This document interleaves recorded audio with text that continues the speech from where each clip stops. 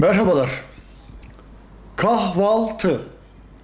Kahvaltı klasik olarak bir cümleyle hep anlatılır. İşte günün en değerli öğünüdür diye. Gerçekten öyle mi?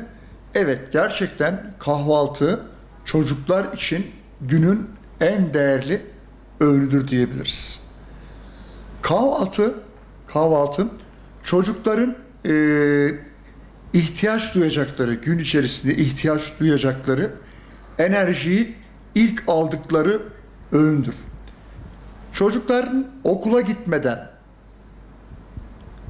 güzel bir kahvaltı yapmaları, dengeli ve güzel bir kahvaltı yapmaları çocukların okul başarısına doğrudan etki edecek bir faktördür. Kahvaltı nasıl olmalıdır? Yani çoğunlukla çocuklar, tabii özellikle sabahçı olan çocuklar, erken kalkıp işte servisle bir şekilde okula gitmek zorunda olan çocuklarımız uyanır uyanmaz ellerine bir poğaça yahut bir ekmek arası bir peynir, kaşar gibi ya da bir tost gibi bir yiyeceğin tutuşturulması kahvaltı değildir. Kahvaltı peynir, süt, tereyağı, bal, yumurta gibi vücudumuzun ihtiyacı olan besinleri içeren bir kahvaltı olmalıdır.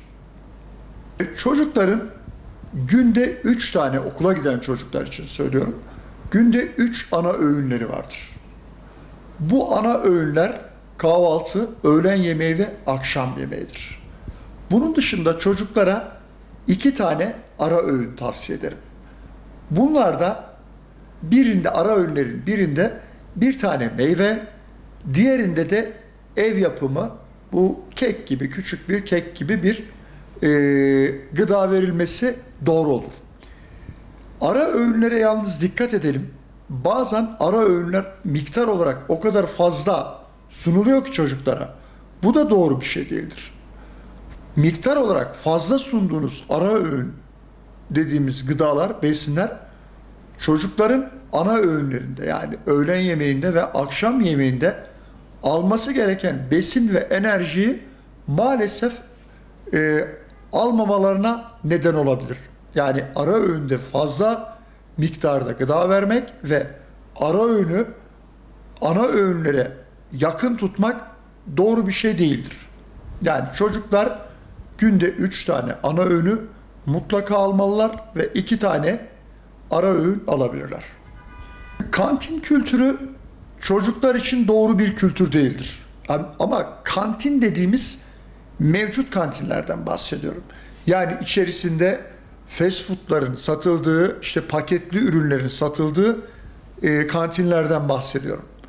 Kesinlikle ve kesinlikle kantinde besin tüketimi, yani kantindeki gıdaları bir ana öğün gibi tüketmeleri tavsiye edilecek bir şey değil. Bilakis çocuklarımızın yetersiz beslenmesine neden olabilecek, yetersiz beslenmeyi tetikleyecek, belki de aşırı tüketim sonucunda obeziteyi tetikleyebilecek bir sonuç doğurabilir.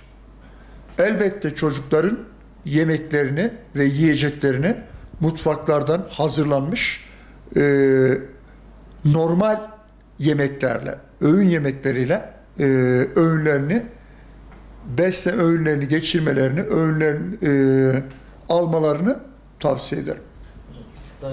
Evet, öğrencinin beslenme çantasında ne olmalıdır?